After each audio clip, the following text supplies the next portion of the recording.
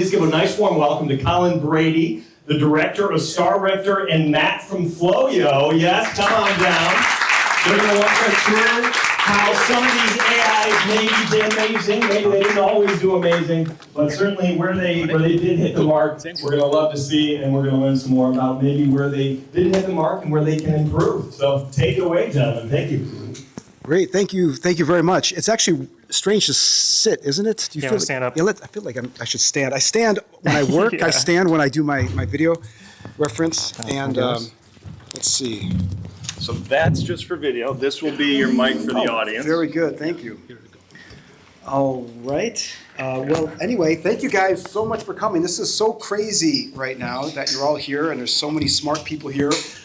And we're going to talk a lot about AI animation. I'm a Pixar guy. I was one of the first animators at Pixar on Toy Story, and I got to work with a lot of my heroes, Steve Jobs, and then I worked for George Lucas, or worked for ILM for many years. I got to work with Spielberg and AZ, a lot of my heroes. But at Pixar, what really set us apart is that we were at a time very, very similar to where we're at right now with AI, where most of the computer-generated stuff was slop, galloping chrome Jaguars and kind of girls trying to be sexy, but they were really kind of awkward and stiff and really bad animation.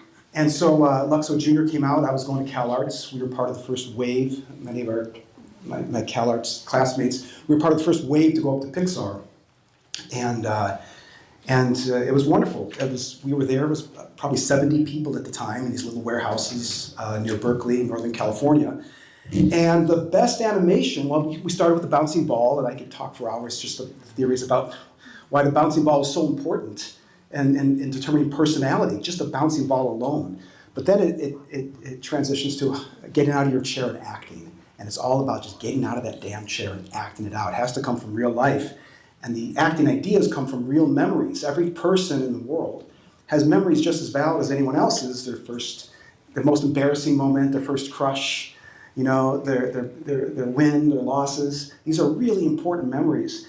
And AI is terrible at that stuff. AI is the worst storyteller on the planet. I'm talking about AI. I'm like anti-AI. It's really bad at story. And that's what humans are so good at. And for the people that are like, oh, AI don't you know it's conscious now? We're this close to AGI. I don't think it's ever going to be there.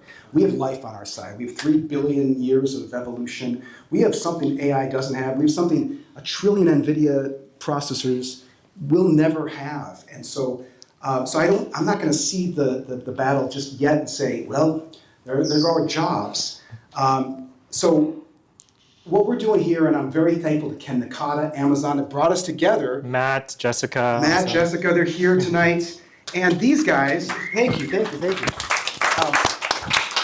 Floyo guys, going to Amazon, part of Pitch Lab, which Ken Nakata started, was all about, hey, what kind of idea do you have?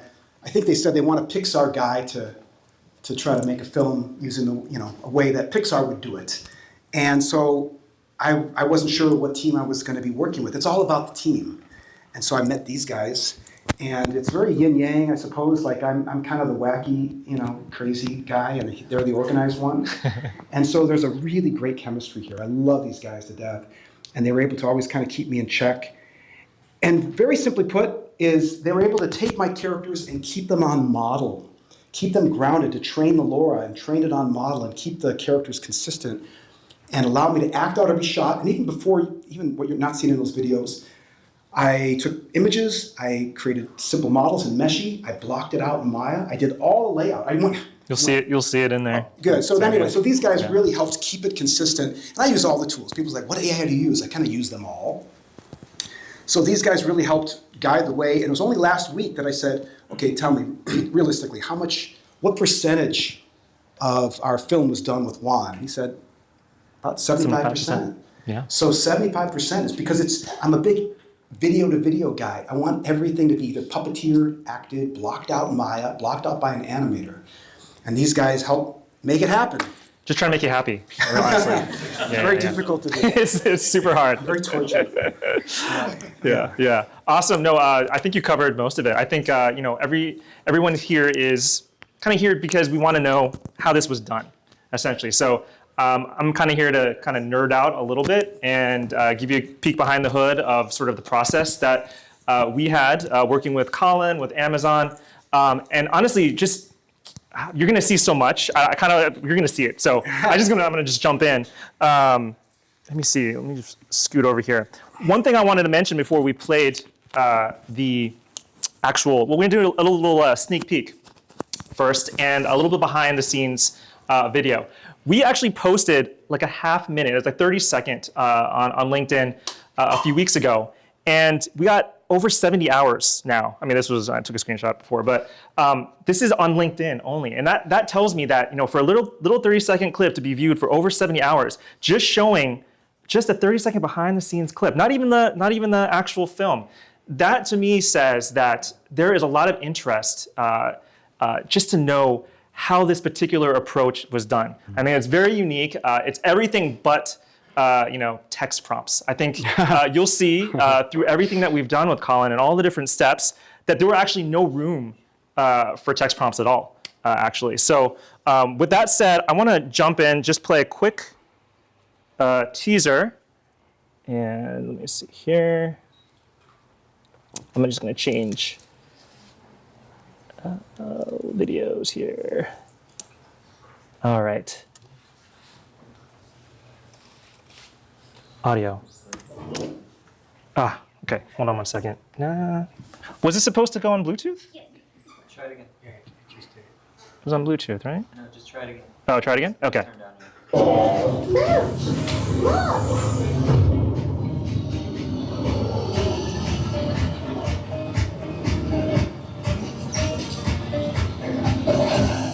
That ship is going to get off this rock. 43%. Your best crash here. Okay, Malcolm, enough of the compliment.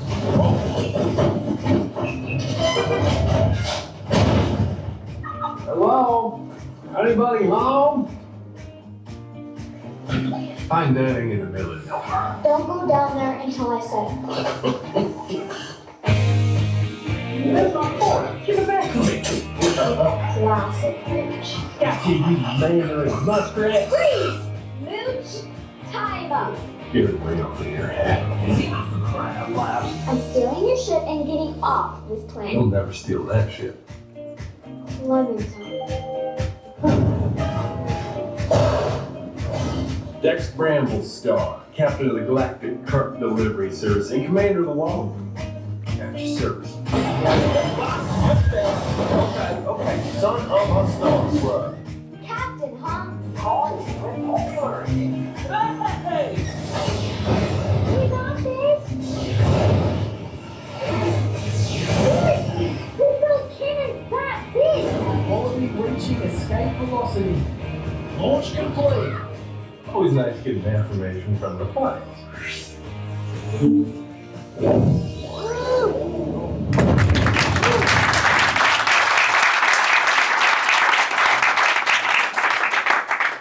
Coming to films near you Yep. very soon. And also, I think the most kind of the coolest part is how this was done. So we're going to just play a quick 2-minute on that, and then we're going to dive in to kind of show like individual things. So here you go.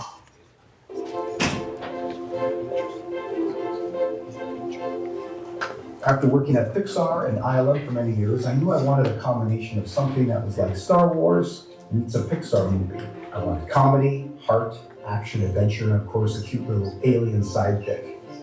I think we got all those things.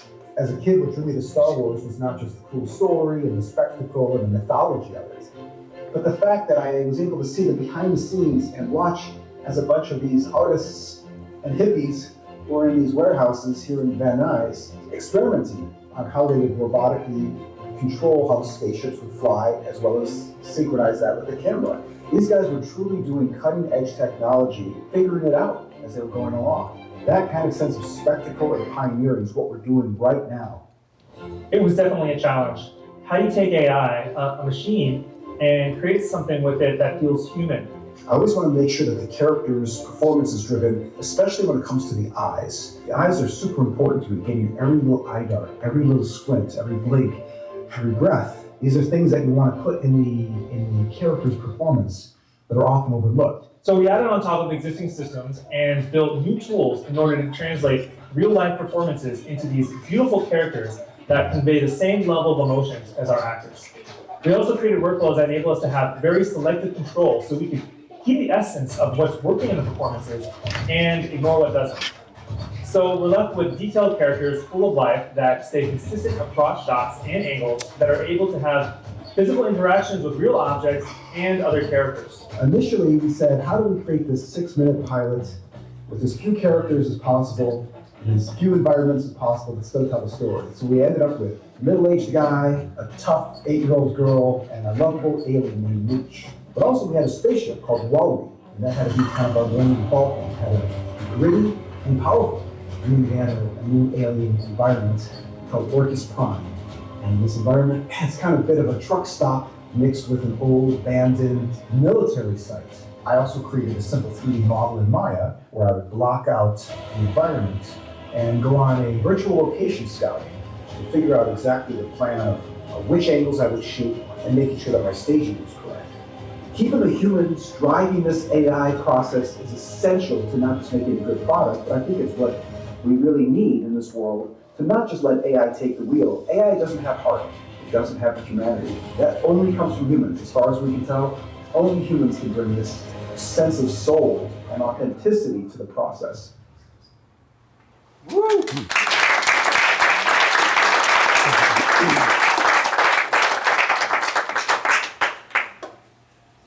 Where are we here? Let's give it up for Colin's acting. I always like to say I'm the only person I could find at 2 in the morning to do these things. So, and I'm very cheap, by the way. So I mentioned we were going to nerd out a little bit. I did want to kind of get into some substance and talk about the production process a little bit. So what you're seeing here is sort of a simplified, I would say, process, a pipeline of how we basically kind of honor the time-honored tradition of the art development, the character development, and being really true to that whole process through all the way to the end. And we're going to just kind of break apart each step a little bit so you can see sort of every step of the way how we did it. All right. The first thing I want to do though was mention the process and the approach of how we're kind of approaching it based on, I would say, Colin's, what's the word? Scrutiny, or I would say there's so much that you want to try to do at every single step of the way. And so to do that, we want to be able to harness basically the best that AI has for us at all times, which means that we want to have a way to use any Gen AI model, open and closed source, including Wan, which has been a particular favorite of ours. And to do that, we use workflows. And I'm curious, does anyone here know what workflows are? All right, raise your hand. Is there anyone who doesn't know what workflows are? Oh, perfect. Okay, I'm gonna skip across that part. But basically, you guys know that with workflows, you can essentially build exactly what you need. And in Colin's case, we had to build basically everything from scratch or modified because there's so many parts, and we'll go through each one of them, where we needed to essentially, make him happy. I don't know. Well, I mean, there's like several categories, but when I approached this, I said I kind of wanted to break the system. I'm always just trying to break it. Like, I don't want to work with what's comfortable. I wanted to do something with real dramatic moments, with action moments, with comedic moments, with really cool camera moves. So it was kind of designed to try to see where the holes were, to see where it broke. If you would have asked me 6 months ago, I would have thought I would have motion captured this on a 3D stage using an Unreal performance capture setup with cartoony characters, and then going back in and blocking out the camera, and then throwing that into video to video. That was my plan 6 months ago. Along the way, these guys changed everything when they showed that I could go right from video right to the final character, skipping the 3D stage of rigging a character. So now I still like to make some models to get all my camera moves figured out and the geography. Yeah. But that saved so much. You probably don't have the Jim Gaffigan test, but they did a test. Oh, it's in there. Yeah. Is it in there? Yeah, I mean, I'll keep going. And anyway, that blew me away. That was the test where I said, okay, can you do a Pixar-style character with just my body motion alone, and make sure the faces are big and the eyes are big and very expressive? Yeah. And that's kind of what convinced me, and it made the whole thing work. Yeah, there was a lot of R&D. I'm going to take you through some of those explorations as well. And then finally, you want to be able to take those workflows and kind of surface those up into easy to use, essentially, apps that we do on Floyo, essentially. So that's what we do here. Make them really easy and essentially offer the sort of entire flexibility of the open source ecosystem to do amazing work like with Colin. And so this is sort of the infrastructure and the approach that we took to essentially accommodate the entire pipeline that we're going to talk about. Here's just a quick look at what that actually looks like on Floyo here. So we have all the workflows that we use throughout the production pipeline. Each one of them you can kind of just click on, for instance, and this is amazing for actually production teams. So if you're like an enterprise, if you're a large production team, or just a team of 2 or 3 people, what this allows you to do is really kind of coordinate, share information, and be on the same page, and always make sure that the latest workflow that your team has developed is available for all your artists across the board. And so we took this system that we developed, and I kind of want to take you through each one of the little steps and what we did. So first off, the visual development and art department. We wanted to make sure that Colin came in with like amazing designs. I'll show a few more of these. We had Dex, right? And you want to talk about Dex? Your vision for Well, Dex. yeah, I mean, I guess I was always just trying to find this hybrid between like Muppety characters. I was always very interested in Muppets. And they're very graphic and simple, but a very detailed environment. So kind of in the spirit of a yin-yang kind of approach, I always like areas of smoothness contrasted with areas of a lot of detail. And so I liked that the character's face was somewhat simple and the proportions are simple. George Lucas had the same philosophy with the spaceships in Star Wars. Very simple graphic shapes, but lots of details within those shapes. And so I guess I kind of start with kind of a Muppet mentality. And then this guy it's kind of a, Chewbacca, E.T. This is probably too E.T. And it maybe he got a little too gross, a little too old, I think. He got cute, though. He got cute, though. Yeah, then he got cuter. Ken helped influence that and got a little cuter. And then the girl, I've always just liked tough girl characters. So I had a lot to do with Jessie, the cowgirl, in particular. She was probably very near and dear to my heart. Thank you. Well, I fought very hard. They wanted to cut her. So I was directed on Toy Story 2 for a bit. And so female characters, I guess I'm just always drawn to. I think they're the most important to really get right. They're kind of the heart and soul, I think, of these stories. Anyway, so I thought that would be a good challenge, a really strong female lead. Yeah. And we didn't skip, any of these steps here, but we did use AI along the way to make sure that our characters, our designs were like literally exactly the way we wanted. So you see examples here like just playing with the asymmetry of Dex's socks, for example, or the rust on her goggles, the colors of her shirt, her nose, his dirtiness level, how much schmutz he has on his shirt. The crazy thing is that, to my surprise, the more we would zoom in on the shots, more detail would show up. And so it's Wan, it's the magic of this whole thing. It's like, it got better in the close-ups. And that was crazy. Like, everything we've learned about CG for the last 30 years is like the opposite. We're in the upside down right now. It's all opposite. And so that was a big surprise, and I'm very thankful. And I'm still surprised when I look at this. Yeah, and we'll talk about that later too for the training process. When you guys are creating like characters that are used across multiple instances and environments, you definitely want to have a really solid and consistent character design from all degrees of angle. So super important there. So you got your Dex, and essentially here, what you're seeing is training data. So if you're not familiar with lore training, we want to create essentially a really cohesive set of character designs so that when we actually have them turning around in 360 and seeing sort of like the back and the front, the top and bottom, that everything kind of holds together. Even down to the logos on Dex's backpack, which you came in with like 4 different logos that we wanted to make sure that when he spins around, you'll see in a scene, we have to make sure everything kind of stays together. We created environments. This is just a little test here, but you want to talk about the asymmetry, the rounded corners, the grittiness, what we tried to do. And these are just some examples of how just by applying Allura to essentially, the top row here, we could just kind of influence that, kind of control the amount of roundness, the amount of grit, changing. This is a preliminary design, though. Yeah, sometimes along the way you need a team. everything has to be done with the team. You need the feedback, you need people to push back, but sometimes you don't know what you want until you see what you don't want. I think I was trying to come up with a Star Wars world that hasn't been created yet, right? Every time you always see these new worlds. And I was thinking like a, kind of like a junkie, like a Bakersfield truck stop. And no offense to anyone from Bakersfield. But I was always fascinated by like middle of nowhere, and then you get these junky kind of things. So I knew I didn't want right angles. And I knew I wanted kind of this brutalism, this kind of rough thing. I didn't want wheels. I didn't want human, earthly vehicles. I wanted large kind of, almost Soviet just style, giant machinery. And so it was kind of fun to kind of have these guys iterate, and they nailed it. Exactly, exploration, right? And this is sort of, where we ended up. And you're seeing that kind of large, I guess, was Grand Canyon-esque. Yeah, aesthetic. exactly. Arizona. I thought that was always just a really cool landscape. And, but like, I wanted the ancient alien structures. Ancient alien structures embedded, like millions of years ago, but then still could then come back to life. So really fun, just world building, and I think that it's something that we can apply to all the different worlds, as we explore the entire film.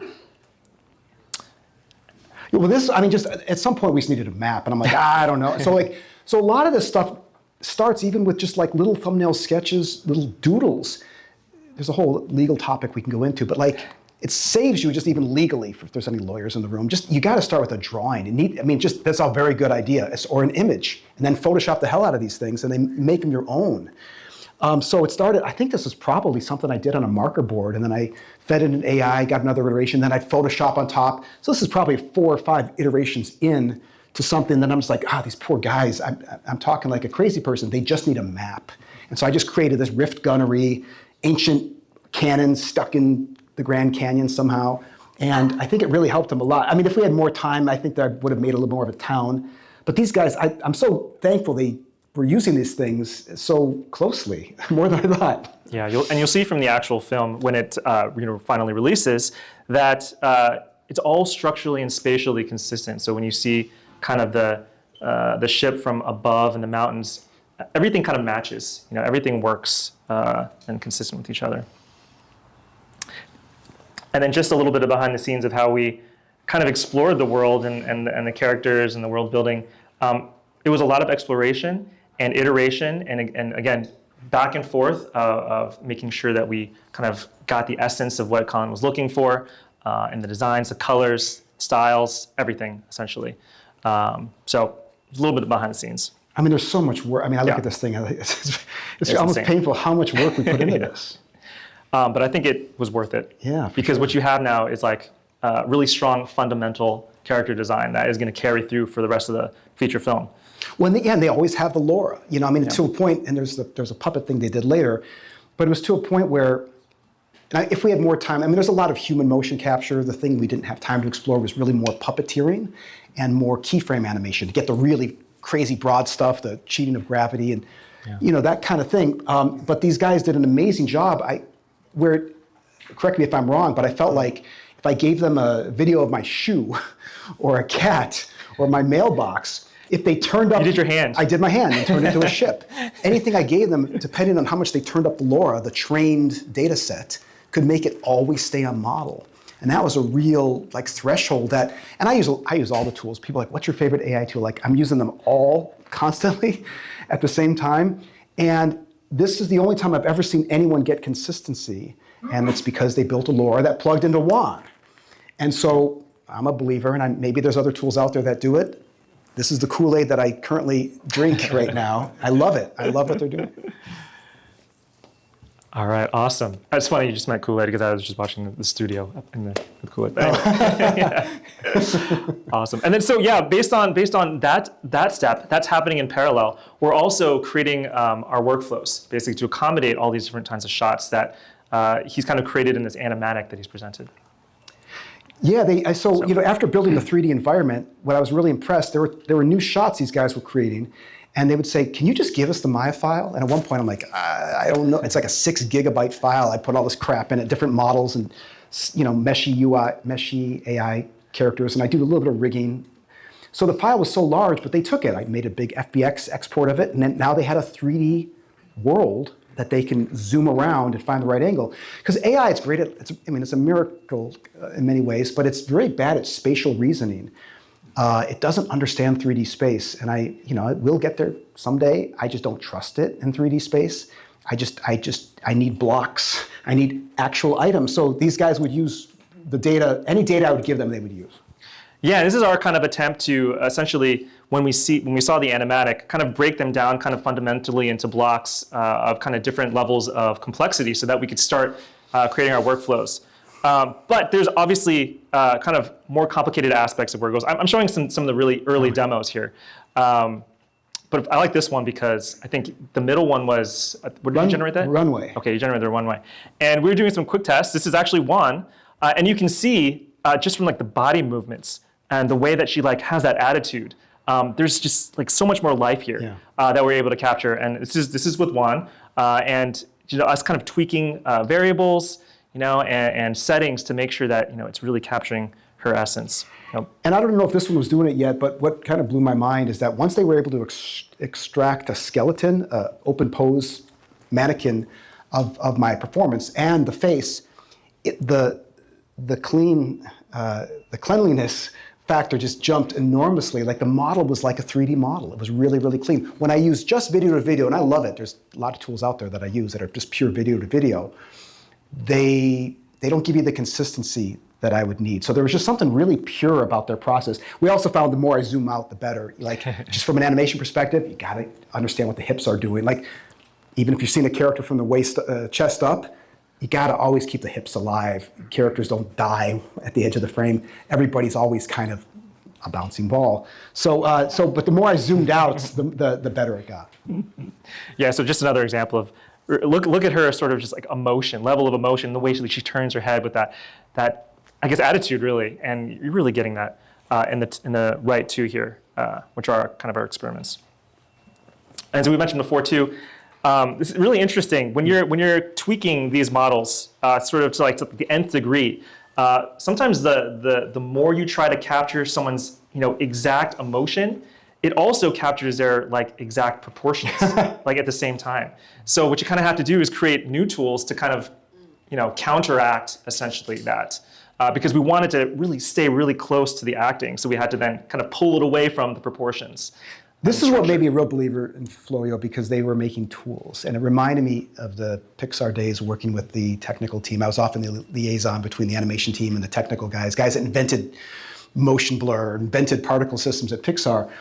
These guys are that to me. They're this kind of other side of the equation where I'm like, I really need a tool that tracks eye darts better. And they're like, well, we can make a tool to do that. Yeah. And they encapsulate these as tools and products, I guess, I suppose. And shout out to Jacob. Yeah. Who's involved wherever you are. Is he here? Yeah. Jacob's here? Jacob, Way, Jacob. I never met him in person. Hi, Jacob. We only talked on Zoom. He made this tool, he right? made this tool. So each of these little tools in a Comfy UI setup, there are these little boxes, they're code inside, right? Was it C++, Python? I don't know. But they're Python. So they're little clips of code, and I always say that's all they're doing. They're just stitching boxes together. And but he made this little tool, and so that gave me the trust. And I have a handful of little tools I want to create that no one is doing. No one has really solved eyes to the degree that I want. But we have a plan. Yeah, but we have a plan. Actually, when we have a workflow for that too. Yeah, that's right. There was a workflow for that. Oh, that's right. It finally came through. Yeah. Right? Here's one of the Jim Gaffigan tests that you mentioned here. And one of the challenges is that you came in wanting to be able to drive the body and the face independently. Yeah. Yeah, and that was sort of, I think that was one of the challenges we had to solve, right? Well, I said, can you guys do this? They said no, and then they did it the next day. So I use that as a threshold. But because I'm a goofball, I just wanted to first say, I'm going to do some broad poses and just go through and just do broad body poses. And then they extracted a skeleton, and it was cool. And I said, well, can you just get someone like Jim Gaffigan, it's just some celebrity actor, some goofy middle-aged guy. Who doesn't love Jim? And then they stabilized his face or something, and they put that on with the model up there. And anyway, and these guys could do anything I ask them to do. This was sort of this is, I guess, a kind of fundamental foundational element that we used throughout, because throughout we had Maya play blasts, we had camera moves, we had separate body movements, separate facial movements, and then eye tracking that we might have wanted to fix too. So there's a lot of elements that went into this. Works with Mooch too, one of our preliminary designs. This was a real big test for me because it showed me that I could puppeteer Mooch just with my face. Yeah. Any other video to video tool that I've used, it can't track the character if you didn't have a nose on the character. It was really like I've had to and because Mooch doesn't have a nose, I thought, well, there's no way it can do it. And so this is the first time I've ever seen like them track a Muppety face. There's so many great video tools out there. They're all like, good-looking people and, but they're not really Muppety. Or they're just pure Pixar. There's all Pixar rip-off stuff. And so to get like Muppety stuff, this kind of blew my mind when I saw this. We also need to get Jim as an actor. Yeah, working on it. Yeah. So just another example too, and as you mentioned, as you get closer, the detail. And this is not even a final model yet, but again, you can see here that we have a driving face here, and then we have a body. And each one of those is like really, really tracking closely to what you see here. So, and a bunch of other tests, right? So along with that diagram that you saw with all the 9 different shots, essentially there are variations of those shots and elements of those shots that we need to bring in, such as like object interaction. So here we're doing some tests and learning that essentially if you're going to manipulate an object, you want to have something kind of close to it in size. That's kind of what you want to do. It's such a huge, it's something we just learned again and again, but it's just like, this is a similarity with motion capture as well. If you pantomime something that's not really there, you just see it. You can just tell if someone's faking it. Yeah, you'll see some examples. So I wanted just to pick up a log, and this proved the point, you got to always interact with something. Yeah, super helpful when what you're doing really relates back to the world that we're animating in. As you mentioned, some Mooch stuff. This is my favorite all-time test that we did, because I was just puppeteering stuff. I just wanted to show you on that shot. That's all. So I obviously, so I'm the clown, right? This is my therapy right now. So I'm showing all my goofiness. Yeah. But what was kind of still crazy about this is that a lot of things are crazy about it. Believe me, yes. But they tracked the puppet. They tracked a skeleton within the puppet, which still kind of blows my mind. But then it got a really super clean, this is it's a little low res, but that's like Star Wars quality stuff. I mean, if I had 5 projects in front of me, one would be a Muppet-driven show where you're getting Star Wars quality characters. No doubt you can do that. This is not like, can we be as good as Pixar ILM? These are things we can compete and actually do better than them. This is not I'm not bullshitting. That's the goal, is to not just be as good as. I think there's an opportunity here to leap forward. Yeah, absolutely. And so you'll notice there have been a lot of different ways of providing control, right? We saw Muppets, we saw Colin, acting out, pantomiming. Bless you. So a lot of different ways that we're providing control and influence into this, right? You haven't seen a single prompt here yet. Which is really amazing. That's true. Yeah. Another way that we're guiding these scenes, camera moves, right? So it was really helpful to see sort of the camera move within this world. Now we have to build out exactly what this world looks like and then move in it the exact same way. Add in the characters who are also performing in that world. I have to say, though, what's really cool about that, so that was a picture I put into Meshy AI. I got an image of the 3D space. I'm like, yeah, that really works. Then I did location scouting. I went into my digital model and I just started looking around. Oh, hey, this would be a cool place to do a gag. Oh, wow, look at this. Oh, I never thought of putting it here. So I didn't start with storyboards first. In many cases I should, and we're going to show some of that later. But in this case, I came up with new story ideas based on this, mashed potatoes looking geometry that Meshy AI produced for me. And then I started blocking out my camera. And then I gave it to these guys. So it was kind of, it's a weird, you got to be in the moment as you're making it. It's kind of more jazz music composition than the classical. But what's really amazing, though, is that you're controlling the angle, right, the focal length, just the timing of everything also, right? It's not just hey, prompt, camera moves to the left, right? There's a particular timing to it that actually matches a particular performance, right, as she tracks across this environment as well. And so, what that looks like, and then adding in, her consistent character design and a very specific object, this is the scene that you kind of get, continuous scene And then I think it kind of cuts to Dex because they're talking to each other. But even the data is like, it's pretty poorly shot. It's just me and my iPhone grabbing my daughter before she heads off to school. And they're like, can you do it next time without her wearing a dress? I'm like, yeah, okay, sorry. Well, anyway, we got to go. So this whole thing was done so fast, it wasn't about perfection. It was just moving quickly. Yeah, that's amazing too. Like you didn't have a volume wall or a green screen or anything. And this is what you're getting. So no one needs fancy equipment, I don't think, anymore. Here's another example of, okay, now you have a CG character in a moving environment. You have Colin walking and moving within an environment and spinning around in 360. This is one of the first shots that he came to us, with. It was always a Pixar thing. You never want to do just the infinity walk. You get the characters walking forever in the same walk cycle. Walks should always have, you're jingling your keys, you're reaching for your phone, you're looking at something. Walks should never just be the straight line walk. So I just said, I just want to do a walk. I just love turning and walk. It was just, I wanted to break them. My goal was to break the system. Can you do this? Oh yeah, he broke us, all right. Then he brought Eric, his friend, because he had a particular performance as well. So add that onto the body performance, right? And then you got sort of a consistent design that you want to keep because he's turning around 360. So you have these logos that you're trying to make sure are specific and accurate, and you have this environment and the cohesive, design and style that you're trying to keep all together. And then you have the bone manipulation, right? Because you're trying to stick to it so closely that you have to pry it apart so that it, stays true to his proportions. And so then when you mash all this together is this continuous scene, which is one of our kind of favorite shots, I think.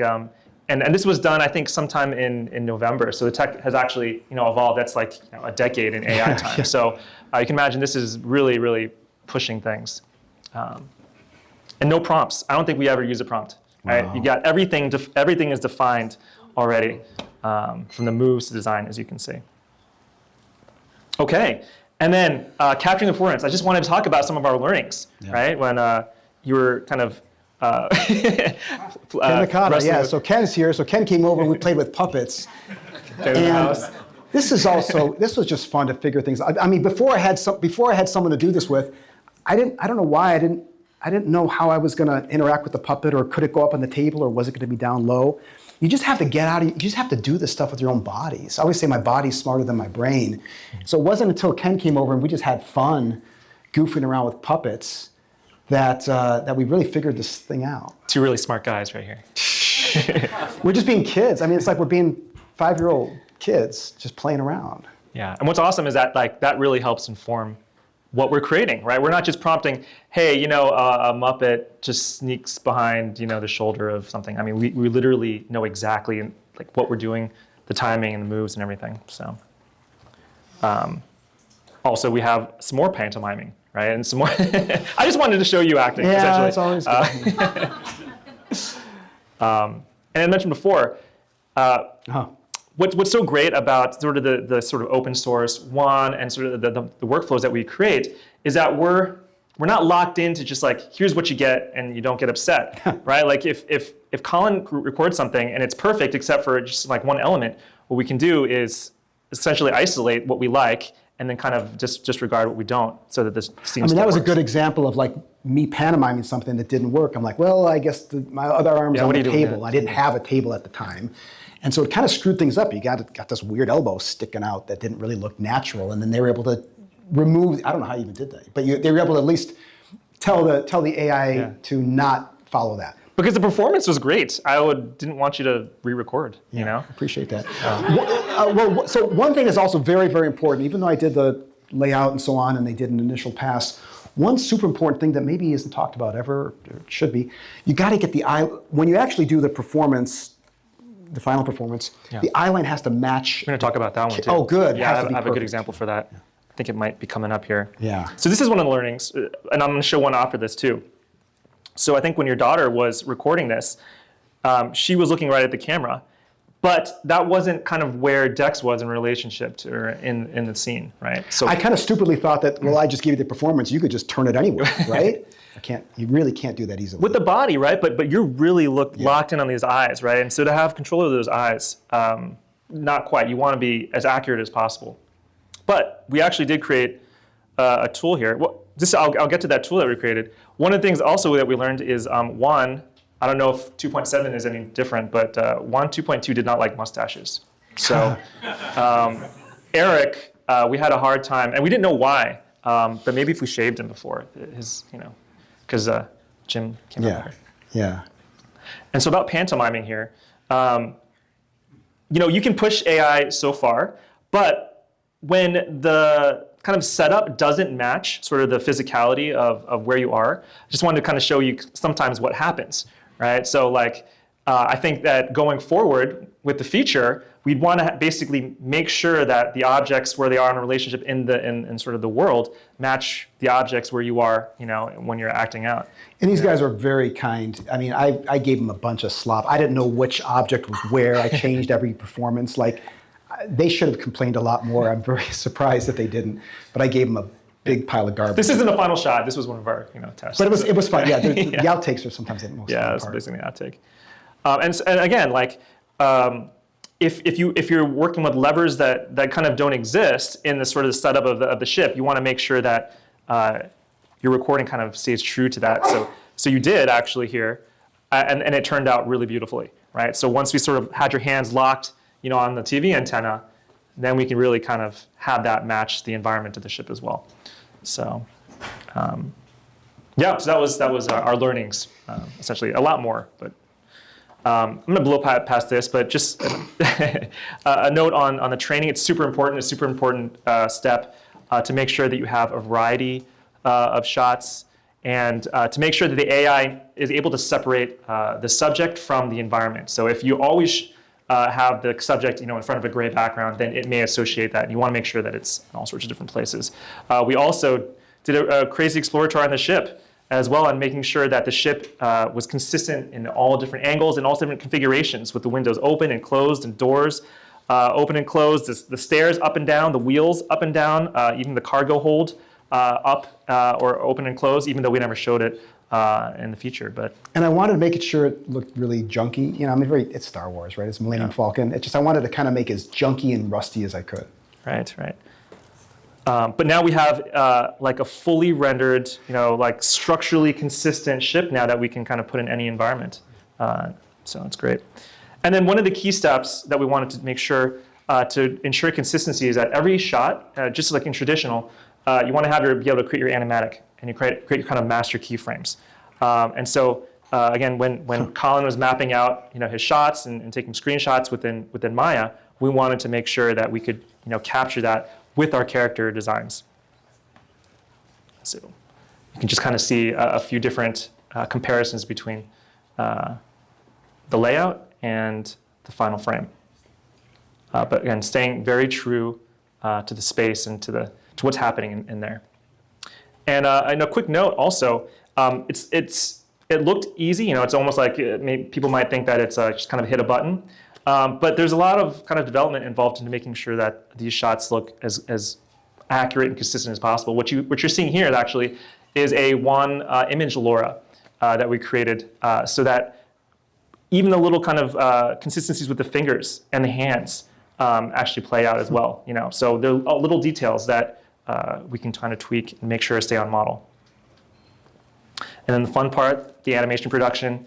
And you saw sort of all that groundwork that we did in those previous steps. This is sort of like a kind of a breakdown of what goes into just kind of one shot. So what you have here is like all your character designs, your environment designs, all those models trained.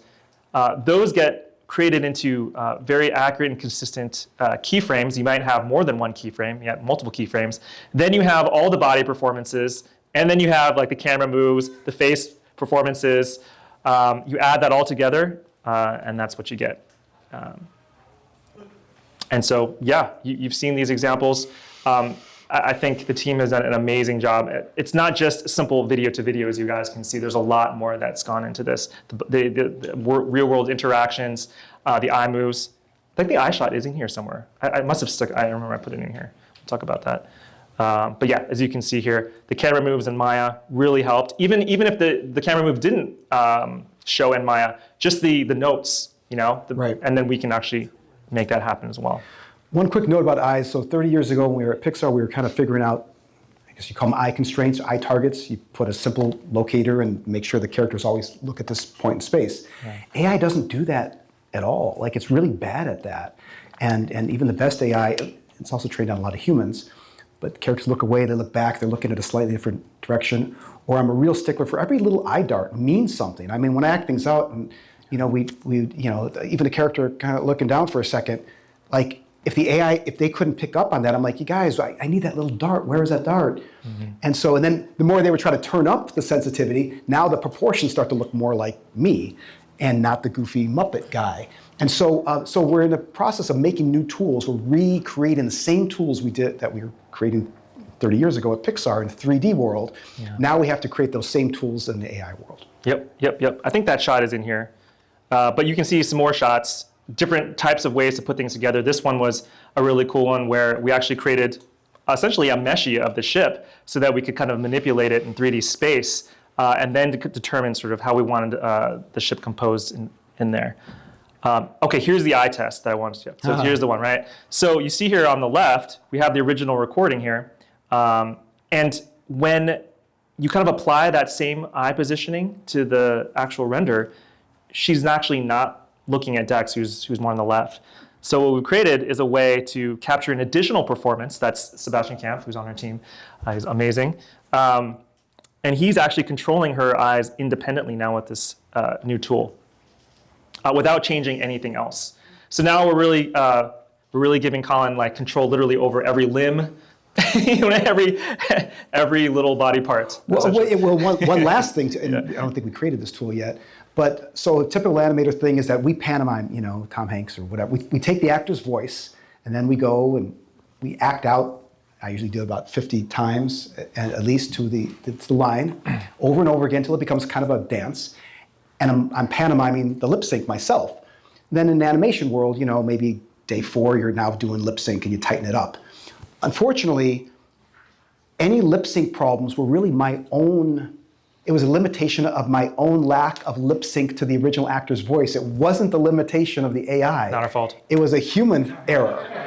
And so somewhere, I don't know, maybe tonight we can work on a tool that tightens up lip sync a little bit. Yeah, absolutely. Just to some Jacob's he's already whipping it up. Maybe about midnight we can do that. Anyway, so that's another tool we need to tighten up a little bit. And then I was just going to show you, what that looks like. But I think I showed an animation of that already. So, in Floyo here, we have Colin's page. This is a private page that we, and essentially any enterprise, any company, any team can have their own private page here where they can develop their own workflows. They can pull them from the community page. They can organize them. They can tweak them, modify them, and create their own, as we've done here for Colin, and then organize them in the different kind of pipeline stages that we have for him. Well, not to mention they're connected to this huge cloud render farm, and so that's also like the hidden gem. Like you can just jump to their page. Like I was always saying, so can I run shots from my iPhone? Or like technically you could. That's what we had. I think you only had iPhone shots. Well, basically, like, could I edit a Comfy UI workflow? Oh yeah, you from can. my iPhone and launch one of these shots from my iPhone because you're just connecting to a window. Right. And then of course anywhere in the world, everyone would be all connected. So, this is a wonderful thing you guys have built. So that's the system here. Yeah. And I think we have one more to show, right? Yeah. So what was exciting about this little message I put in a bottle and I threw out in the ocean, is starting to attract some real talented people in the industry. If I was going to say, if I was going to start this with a story, I would say, there's a bunch of animators and they all got laid off. The end. And it's not a very good story, right? It doesn't have 3 acts and doesn't have a good ending. And so the ending is that there's so many great talented artists that are out of work. It's shocking. And way before AI came to the picture, animation has left LA and it's gone everywhere else. And so how do we get it back? I don't think it's laws or outlawing AI or even tax rebates. I don't think will help much. I think it's dramatically changing the model, like by a lot.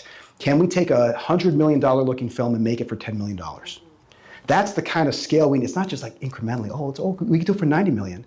We gotta break the system, and so this kind of movie that you just saw, probably, if you just did the numbers, it probably could be made for $10 million. It probably could be a $10 million feature. Now, probably the first one would be $15 million. But the goal is, can we make many of these things? Can you make 5 of these things? Can we get these down to $5 million a feature? I was saying, But keep the humanity, but keep all but the everything all the has to be elements. driven by humans and story. And so I had a couple of old Pixar friends reach out to me. These guys are rock stars, and I love them dearly. And when I was directing on Toy Story 2, they were there, and so they came to me and they said, "We got the storyboard we've created. We have nowhere to animate it." And so I said, "Let me take a look." And it was great. It's like every frame is hand drawn. The story is completely crafted by hand. And so they came up with this story called Max and the Mutants, and we could show a little bit of it. Yeah, we're not gonna show the whole thing. No one's 6 ever minutes, seen yeah. this before. Morning, Moss. Hey, Doc. Let me know when 1 minute. Skip it. Morning, Willow. And hello, Buzz. Oh, I gotcha. I would never let anything bad happen to you guys. You're my best friends in the whole world. Oh, yes! It worked! It really worked! Max, your mom and I did it. We created a serum that makes plants grow bigger and stronger in space. Whoa. But what if this gets in the hands of someone who wants to use it for evil? Max, you're overthinking things. Who would want to use this for evil? Your mom's right, kiddo. Plus, who could possibly find us out here in the middle of nowhere?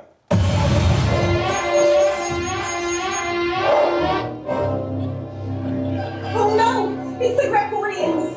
If they get a hold of a plant serum, they'll be indestructible. Their shoes are down, Captain. Should be prepared to board.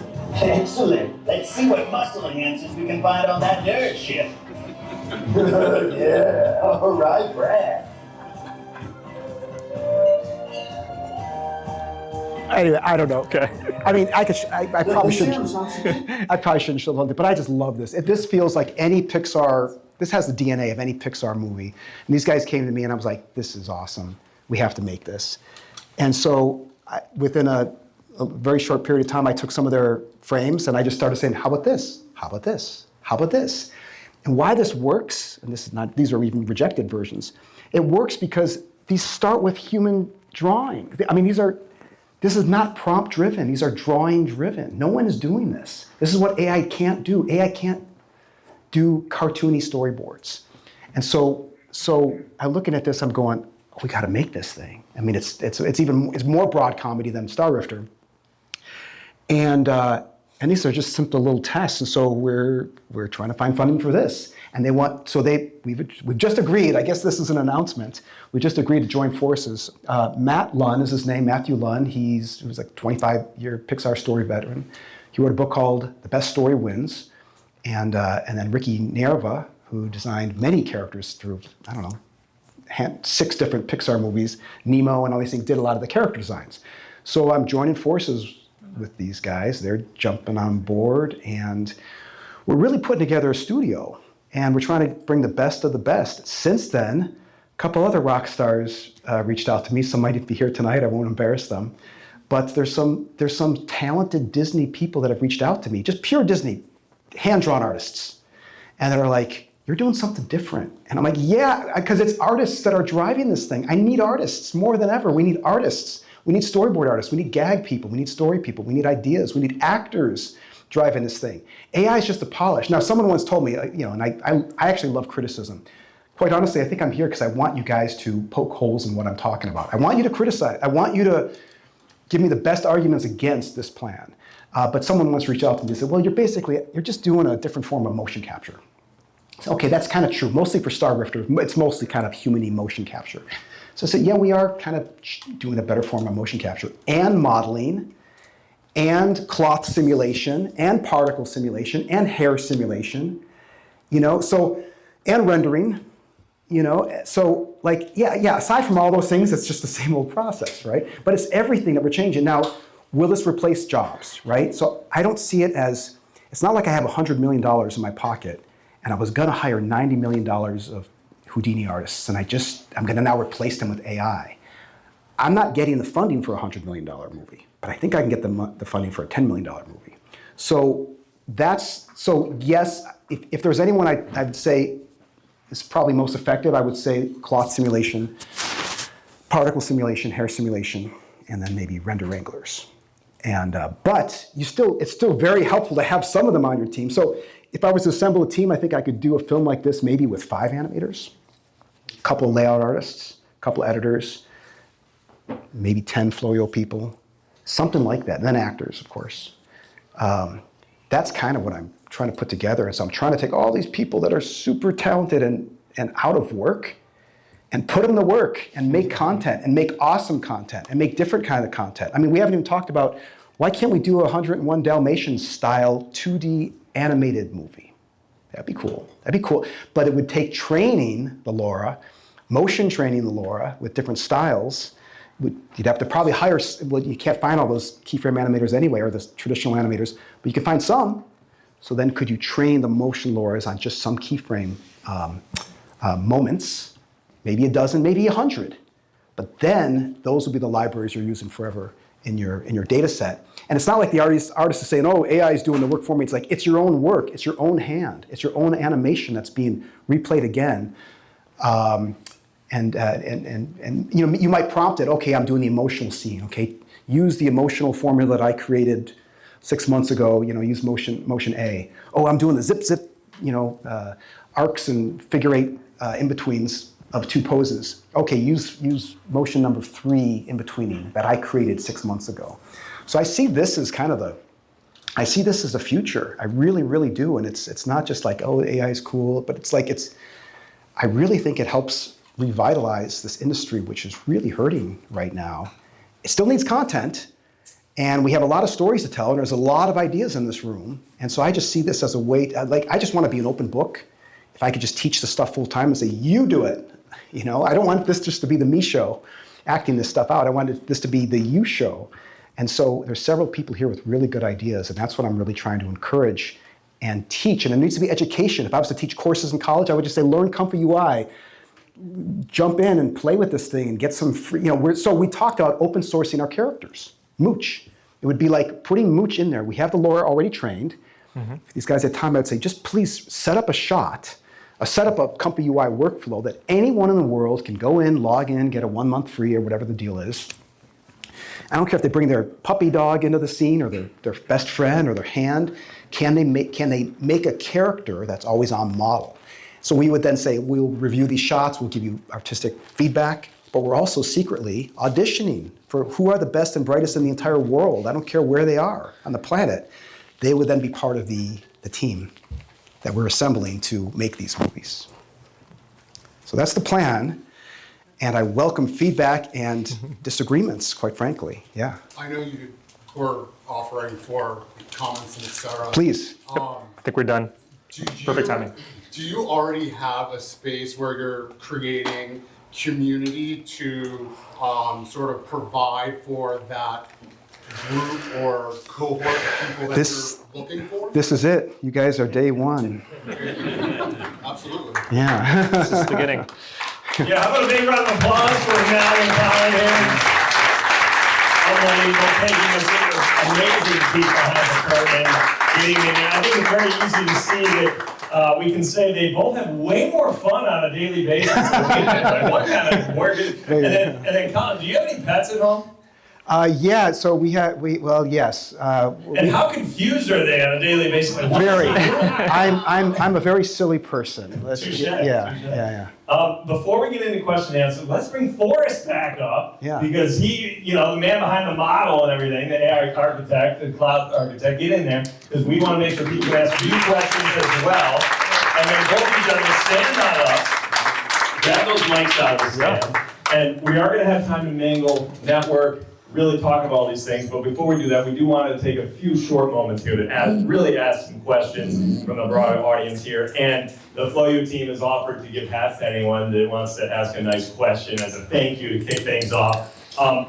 Couple things that I know are going to be quick questions that I'll just kick it off with. So first question is, how long did this whole process take, right? From the start to the finish? And then, a two-part question, if I can be a little personal here too, it's something that is on the forefront of my mind that you haven't shown at all in my background's in performance and as an actor in the past and things. The second part of the question is, you didn't talk a lot about lighting or anything or inputs like that. We'd love to hear, sometimes you use no lighting at all. In my past, I know whenever we were doing VFX, the lighting had to be perfect. Are you talking for the performance input or Yeah, the performance final? input. Like when we had VFX involved, it was like we need the lighting perfect so that when you give it to us, we have everything like in a What are you certain trying way. to tell him, Joe? I'm curious, like you're talking about the eye issues, totally, but then sometimes totally. the eyes were amazing and it didn't even seem like they were well lit. So talk to us about that amazing. I mean, as long as the input has very clear, you try to minimize shadows. So any kind of webcam, zoom light, whatever, I think helps. Just even lighting. Like the more neutral the lighting is on the input, the better. Then these guys and their team could light it any way we want. Yeah, really. essentially. And the master keyframe that you guys saw, sort of like the embodiment of that moment, is where sort of the art direction and the creative direction happens, adding in that lighting, painting in the light. Essentially, there are tools out there that can let you redirect and kind of change the ambience and the lighting, the color, and all that, making sure that that keyframe really just symbolizes exactly what you're envisioning. And one minor thing too, After Effects, there is a decent amount of little After Effects tweaks that are done in the end. It's never perfect. You might have a perfect shot and like whatever the coffee mug has 2 handles on it. Right. So After Effects artists are very valuable still to just go in and just polish the shots and tweak them. Yeah. Perfect. So yeah, jump up there for us. Come on, I'm going to hand you the mic. Sure. You can jump right in the middle. And let's take the first question. If you guys want to kick it off, tell us how long it took, and then we'll grab the first question. When did this start? Ken, when did this start? Matt? I don't know. October? Roughly September. September-ish? Officially kicked off in October, yeah. Yeah, and so it was just, I wanted like 5 characters in this, and Ken was like, no, let's just do 3 characters, and I think I had bounty hunters in this thing, and so he was really helpful in kind of reining this thing in, and but it was, I would say it was like building a car as you're driving it and figuring out where you want to drive it. I mean, these poor guys, like, in hindsight, we should have had the story locked before we launched the technical team. So unfortunately for them, No, it was part of it was part of the development, right? Like you saw in that timeline, there's an upfront part that you need to kind of devote towards building your characters, developing them, making sure that they're exactly who you want them to be, the environment, the world. And so that's part of the process. I mean, you can't expect that to all be big. what's that? September to when? Like you said. Yeah, when was that? January? So yeah, it was 2 months. It was 2 months. It was exactly like 8 weeks. And then it was an additional 2 weeks. So all in all, 2.5 weeks from start to finish. Yeah. But every single process part of that way as well. 2.5 months. Yeah. 2.5 months. The actual production of the visuals were only about 2.5 weeks. So the art development part of that and all the kind of the boards that you saw scrolling through, that was actually probably 75% of the time. That wasn't sustainable though. I don't know if it was kind of very late nights. Yeah. Yeah, Rob? So just to kind of clarify, sort of that each of you 3 are somewhat individual. Yeah. Floyo is a platform. Yeah, it's an orchestration platform. Right. Mm-hmm. Colin is a filmmaker. Right. Yep. And I'm sorry, I forgot your name. Forrest. And Forrest. You're the model in the cloud. Yep. Right. So, but you're creating a lot of workflows for your project specifically. Do all those workflows get embedded into the platform, and are those offered? Yes. Or are those unique to you? I want them to be offered. I'm kind of an open book to a You fault. understand what I Yeah. mean? Or do all of those different pieces that you've developed over these months, are those then commercial products that you're making available? Well, unless we had a deal and someone said, don't make these available, right? I mean, if I said, do not give my lores out, or if we had that deal, I suppose that could be structured. I don't really mind right now. Yeah, there's 2 parts to that question. The first part, technically, basically anyone can create a workflow on the platform, and that can be published and then shared with the community. Any workflow that's on the community can be modified and tweaked to however you want, and then put into your own account, and you can share that as well. So Floyo as an orchestration platform allows you to essentially harness any model, open and closed source, or LoRa's that you create yourself, right? Use any model you want, and then with the workflows, or create your own workflows as well. Basically orchestrate those models to do exactly what you want, whether it's video or audio or image or even text, right? And then you can surface those up in easy-to-use workflows. Well, in fact, even better than that, what I love about Floyo is that they can even encapsulate that into an app. You could make an app using their stuff under the hood, and it could just be like, make Mooch jump around, right? Yeah. Yeah, Fu. Our CEO, Fu. Yeah, CEO. Yay, Fu. Yeah, so, yeah, the workflows that we used to create everything they see, yeah, they're published and available there's a case study to kind of walking through how to use all these workflows in Floyo. Yeah. So what you see here right now is Floyo Live here, and if you go just to Floyo.ai,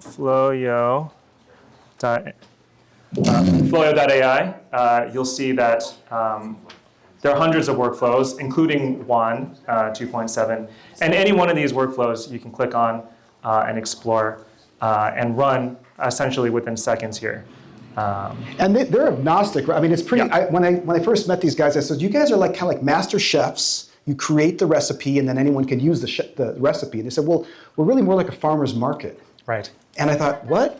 He said, "We're open to any tool, whatever tool comes out, Seed Dance and Sora, whatever tool is out there, they have access to and they can use. It just happens that Wan was the best tool for this production. We used about 75% of this was done with Wan. Exactly. But they can use any tool we want. So I'm a big fan of these guys because they're the only ones I know in the world right now. I'm sure there are others. I'm sure there's dozens. They're the best and the only ones I know that have a team that's assembled that can make this custom recipe for your film. Yeah. So show the case study page. Oh yeah. Yeah, that's literally the package of all the work. Sure. Actually, yeah, we're gonna send a link in your bags. There's a thank you card. On the thank you card, there's a QR code. And if you scan that QR code, there's going to be a page that you can load in, and I'll have links to all the stuff I'm going to show you here.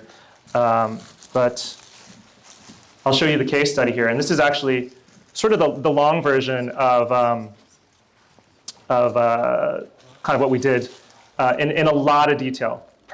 Too much more than what I could say. This is a 6-minute behind the scenes. Actually, it's longer than, so you can see even more details. And then all of it is kind of broken out into sort of the context, the full pipeline, and actually even, if you scroll down, keep on scrolling, runnable workflows that we've embedded as well here. So you can just click on any one of these workflows here, and you can run them right off the bat. So click on that. Essentially, there you go, and open the workflow. Well, I guess I'm not logged in this browser, but yeah, there you go. So, yeah. But great question. Hope that answered it. There's another question over there. Yep. Do you have an estimate? First of all, this is fascinating. Thank you. Of how many Floyo credits went into this? Oh, actually that's a great question. I don't know. Another question from Colin that's related is how many takes would you do for each generation for each shot on average? A friend of mine asked me. So I bet you have 10 different takes per shot. I mean, that's way more than that. It depends. Sometimes it was a handful. Sometimes, it could be 15, 20. But yeah, I'm going to say average less than 10. Yeah. So, and then my own acting take, a lot of it was just human error. I got to redo them. I don't like my performance, or I'm looking slightly in the wrong direction. So some of that was just due to my own redoing takes as well. But I think that maybe a more nuanced answer to that question is that it's not just one workflow from start to finish. There might be parts that we do and edits and stuff like that. So it may not just be one continuous magic button, essentially. Yeah. Do you have a credit answer? Credit answer. What? We run actually on a very transparent system, which is based on time, on an inference time, and basically it only triggers basically when you run the workflow, when you hit that kind of play button there. And so basically, let's say you have 100 shots, right? Each shot is on average 5 seconds, right, of a video. In order to generate 5 seconds, you need about generate 10 to 20 different shots, right? And so you just take that number and you multiply that, and you get a sense of how much generation time, right? So you get 20 of 10-second clips. And that's 20 times 10 is 200 seconds. That's about 3-minute generation time per shot.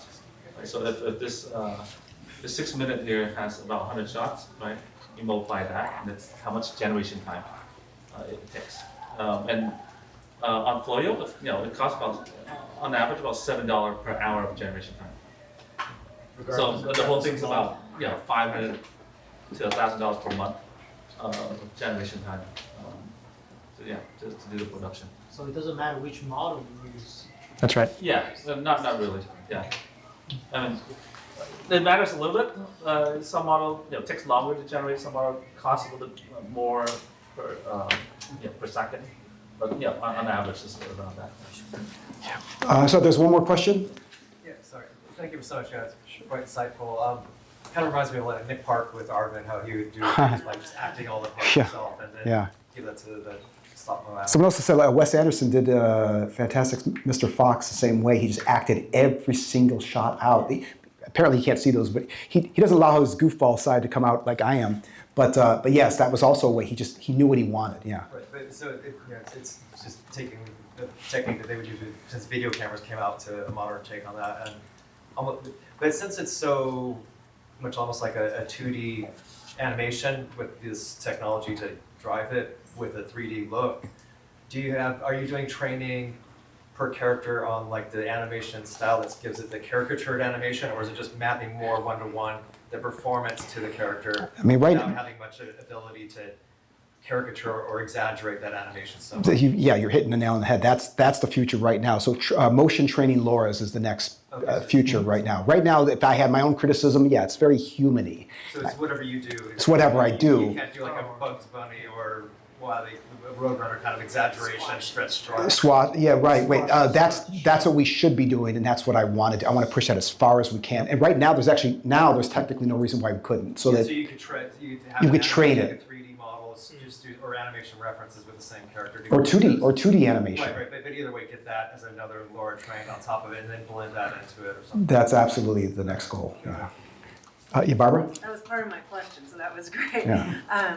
Thank you for this. This Sure. is amazing to see so much behind what went into it, and to see the charm of animation be revealed in this movie. Oh, thank you. I'm curious, sort of tech thing, but how did you approach character interaction where multi-character performance was in the same scene? Or is that an after effect? No, I mean, the best way to approach that would be to have two actors, and I just usually didn't because it was just me. I wish there were two actors more that I could have called up and got together and actually perform things. The best thing would be to do a little actor studio. I mean, space like this would be perfect.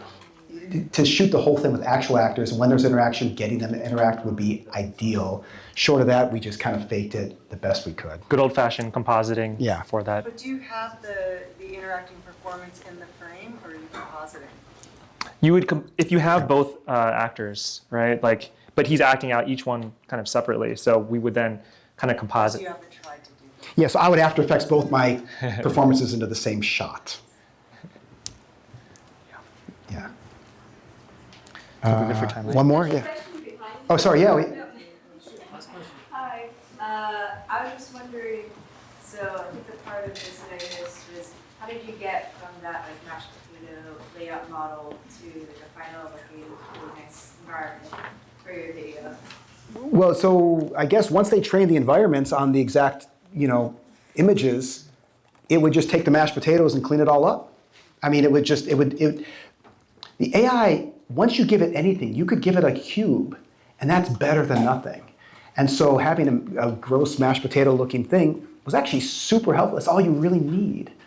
So, and then the AI is like, oh, I know what you're looking, I know what you want. So there were times where we'd need a new shot, and I would just quickly go into Maya, find the angle, give it to these guys. The next day, the shot would be done. So AI just needs a good suggestion of where the forms are, and it cleaned up everything really well. So there's some prompting involved with that, or concept art that you were looking I think once they train the LoRa, they didn't even need to prompt it. Like if they train a LoRa on the gas station and they show it the ugly version of the gas station, it would figure out, oh, I know what you're looking for. It would just do it. There's also a lot of image reference, and coupled with the LoRa's as well, and I think some artistry. It's to make sure that it's all composed right, it's lit well, compositionally it works. I don't want to minimize. So Matt's the creative director of Floyo, so it was like having this art director, on their side of the fence. Right. It was very, very helpful. And we have artists as well who are essentially, we're looking for talented people essentially who can take the mashed potatoes, and make them beautiful. Yeah. Guys, we're going to hold the questions because we're going to shift a little gears. There's going to be plenty of time to mingle too. I mean, ultimately here in this room is the value, right? So yes, these two have been amazingly forthcoming with all of it. Love to see all the amazing creativity in the back end of how it all works. But we do have some other people that are going to talk, and we want to listen to them as well. And then also we want to leave time for the room, all the valuable people that are here to have time to mingle, network, and all that kind of thing, right? So how about one more round of applause, Colin, Matt, Troy, for